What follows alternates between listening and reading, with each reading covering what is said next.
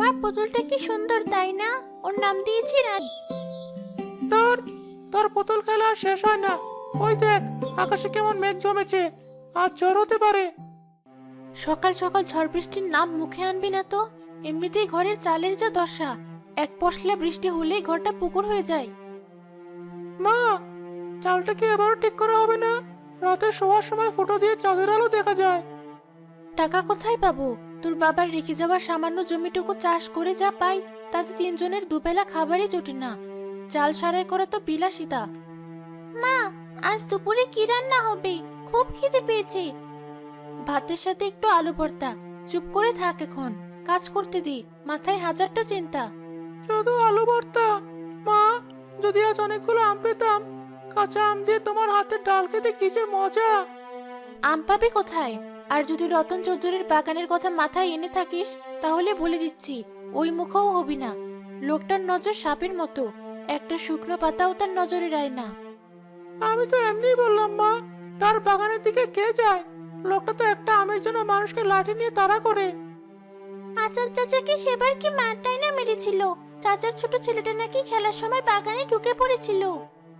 সেই কথাই তো বলছি, মান সম্মান খুইয়ে দুটো আম খাওয়ার কোনো দরকার নেই। যা আমাদের ভাগ্যে আছে তাই জুটবে। খেলা কর, আমাকে কাজ সারতে দে।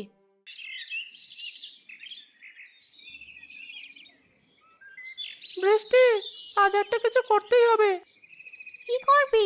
মায়ের কথা শুনিসনি? মা তো সবসময় বকে, কিন্তু তুই ভাব, ঝড়ের পর যদি আমরা এক গামছা আম নিয়ে মায়ের সামনে হাজির হই, মা বকবে ঠিকই, কিন্তু মনে মনে খুশি হবে। সেই আম বেচে তো চালটাও ঠিক করে দিতে পারে। যদি ধরা পড়ি চৌধুরী সাহেবের হাতে? আমরা চোর নাকি? ঝড় এসে আম ফেলে দেবে, আমরা শুধু মাঠ থেকে কুড়িয়ে নেব। এতে আবার ধরা পড়ার কি আছে? প্রকৃতি যা দেবে তা সবার। চৌধুরী সাহেব একাই সব খাবে নাকি?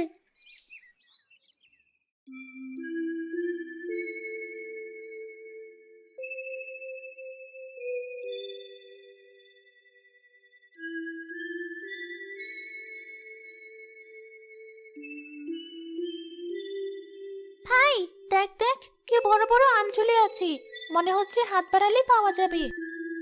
এগুলোই তো সেই বিখ্যাত হিমসাগর আর ল্যাংড়া। এই আমের জন্যই তো চৌধুরী সাহেব এমন বাঘের মতো হয়ে থাকেন। কিরে ছেলে মেয়েরা, স্কুল থেকে ফিরলি? আকাশের অবস্থা তো ভালো না, তাড়াতাড়ি বাড়ি যা। হ্যাঁ চাচা, যাচ্ছি। তোমরা কোথা থেকে এলে? আর বলিস না বাবা, চৌধুরীর কাছে গিয়েছিলাম একটু কাজের আশায়। বাগানের আগাছা পরিষ্কার করার কাজ যদি দিত, কিন্তু লোকটা এমন পাষাণ, বলল কোনো কাজ নেই। কাজ থাকবে না কেন?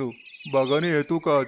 আসলে লোকটা চায় বিনা পয়সায় সব করিয়ে নিতে, একটা টাকাও তার পকেট থেকে খসাতে চায় না।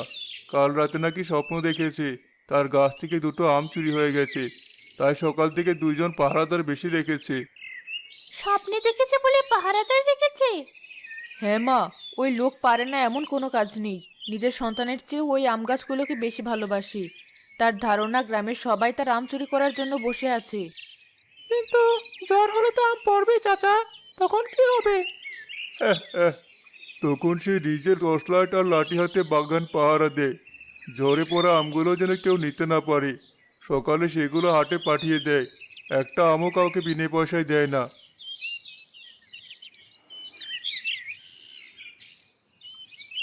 শুনেছিস ভাই, লোকটা ঝড়ের সময়ও বাগান পাহারা দেয়। আমাদের যাওয়ার দরকার নেই, খুব বিপদ হবে। তার মানে সে জ্বরের সময় বাগানে থাকবে? এটা তো আরো ভালো হলো। ভালো হলো মানে? আরে বোকা, সে তো থাকবে বাগানের সামনের দিকে, বড় গেটের কাছে। আমরা ঢুকবো পিছন দিক দিয়ে, ঝোপঝাড়ের আড়াল দিয়ে। সে টেরও পাবে না। আর যত বড় ঝড় হবে আমাদের তত লাভ। আর চৌধুরী সাহেবের সব হিসাব আমি উল্টে দেব। চল, তাড়াতাড়ি বাড়ি যাই, প্রস্তুতি নিতে হবে।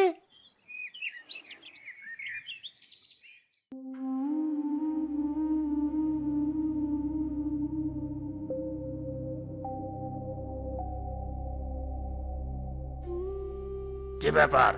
তোমাকে না বলেছিলাম বাগানের উত্তর দিকের পাঁচিলটা ভালো করে দেখে আসতে? ওদিকের দেয়ালটা মনে হচ্ছে খসে পড়েছে। দেখে এসেছি হুজুর, ওই সামান্যই ভাঙ্গা, ওদিক দিয়ে গরু ছাগলও ঢুকতে পারবে না। গরু ছাগলের কথা কে বলেছে? আমি মানুষের কথা বলছি। গ্রামের ওই পিচ্চি চোরের দলগুলোর কথা বলছি। ওদের কাছে ওইটুকুই ভাঙ্গাই অনেক। আজই ওটা মেরামত করার ব্যবস্থা করো। একটা আমও যদি খোয়া যায় তার দাম আমি তোমার মাইনে থেকে কেটে নেব। জি হুজুর, কিন্তু হুজুর, আকাশ যেরকম মেঘ করেছে, আজ মনে হচ্ছে ভয়ঙ্কর ঝড় আসবে। এখন রাজমিস্ত্রি পাবো কোথায়? ঝড় আসবে তো কি হয়েছে? ঝড় এলে আমার বাগানের ক্ষতি হবে, তোমাদের তাতে কি? তোমাদের কাজ পাহারা দেওয়া, তোমরা তাই করবে। ঝড় বৃষ্টি মাথায় নিয়েই পাহারা দেবে। কান দুটো সজাগ রাখবে, যেন টুপ করে একটা আম পড়ার শব্দ হলেও টের পাও। কিন্তু হুজুর, এই দুর্যোগে। কোনো কিন্তু নয়, যাও এখান থেকে। আর শোনো, ঝড়ের সময় আমি নিজেও বাগানে থাকবো। আমার চোখে তুলে দেওয়া তো সহজ নয়। প্রত্যেকটা ঝরে পড়া আমের হিসাব আমি নেব। যাও।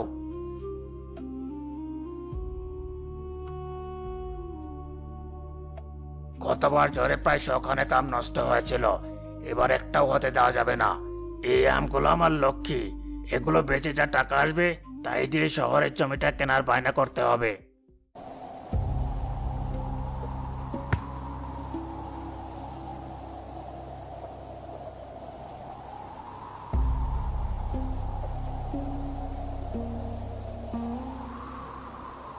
আকাশ, বৃষ্টি, ঘরে আয়। দেখছিস নাকি ঝড় আসছে? এখনই সব উড়িয়ে নিয়ে যাবে। মাঝি ভাবে হাঁক ডাক করছে, আমরা বেরোবো কি করে? ঝড়টা একবার নামতে দে, তখন দেখবি মায়ের আর কোনো দিকে খেয়াল থাকবে না। মা তখন শুধু ভাঙা চালটা নিয়ে ব্যস্ত থাকবে। সেটাই আমাদের সুযোগ।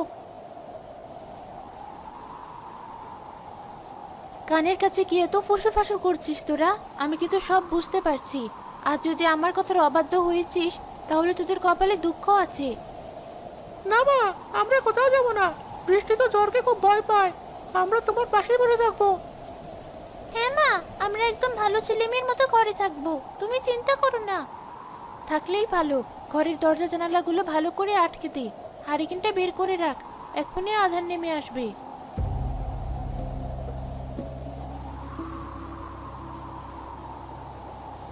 তৈরি থাক, বাতাসা দেখেছিস? এই তো শুরু হলো আসল খেলা। চৌধুরী সাহেব এখন নিশ্চয় তার বাগানের গেটের কাছে চেয়ার পেতে বসেছে। ভাবছে সে খুব চালাক। আমার কিন্তু বুকটা খুব কাঁপছে ভাই। যদি মায়ের কথা সত্যি হয়, যদি আমাদের কোনো বিপদ হয়। কোনো বিপদ হবে না। আমরা তো শুধু আমাদের অধিকারটা নিতে যাচ্ছি। যে আম ঝড়ে মাটিতে পড়ে তার উপর সবার অধিকার থাকে। তুই শুধু আমার পেছনে পেছনে থাকবি। দেখবি কাল সকালে আমাদের উঠান আমে ভরে যাবে।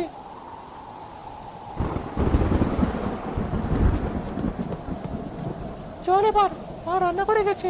এটাই সুযোগ, কোনো শব্দ করবি না।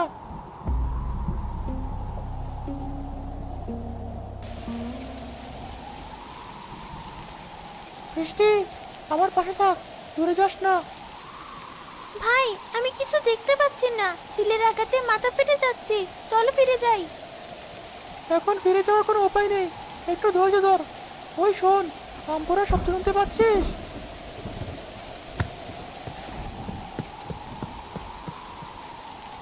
পেয়েছি, পেয়েছি। বৃষ্টি, একটা বিশাল হিমসাগর পেয়েছি। কি ভারী! তাড়াতাড়ি গামছায় ভর।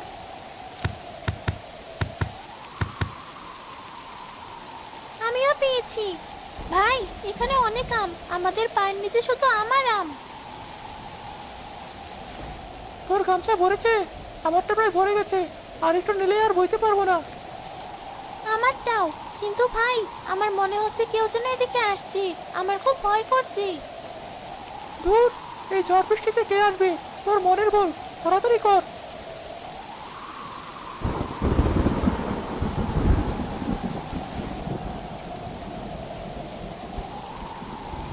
পেয়েছি, পেয়েছি চোরের দলকে। আজ তোদের আমি ছাড়বো না। দাঁড়া। সর্বনাশ! পালা বৃষ্টি, যেদিকে পারিস পালা। ভাই, আমি দৌড়াতে পারছি না। গামছাটা অনেক ভারী। গামছা ফেলিস না, ওটা আমাদের স্বপ্ন। ওটা নিয়েই তোরা ধরা পড়লে সব যাবে, মারও খেতে হবে।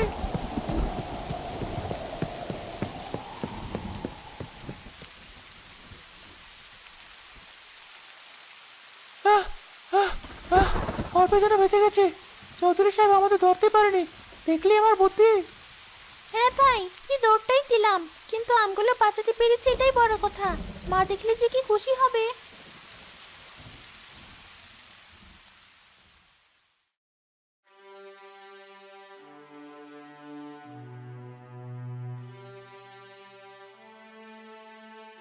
রান্নাঘর, মা।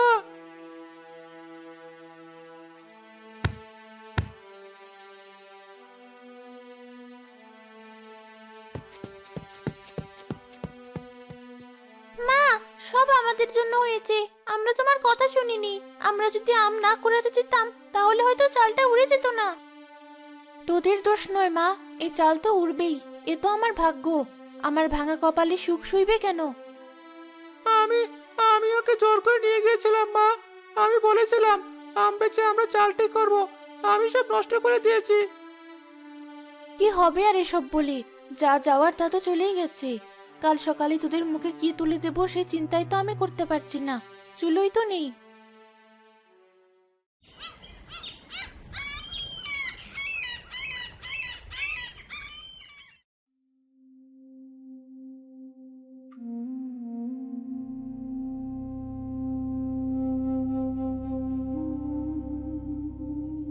চৌধুরী সাহেব, আপনি এখানে? কাল রাতে আমার ছেলেমেয়েরা যা করেছে তার জন্য আমি ক্ষমা চাইছি। ওরা ছোট, অবুঝ, ওদের শাস্তি দেবেন না। ওদের হয়ে যা বলার আমাকে বলুন।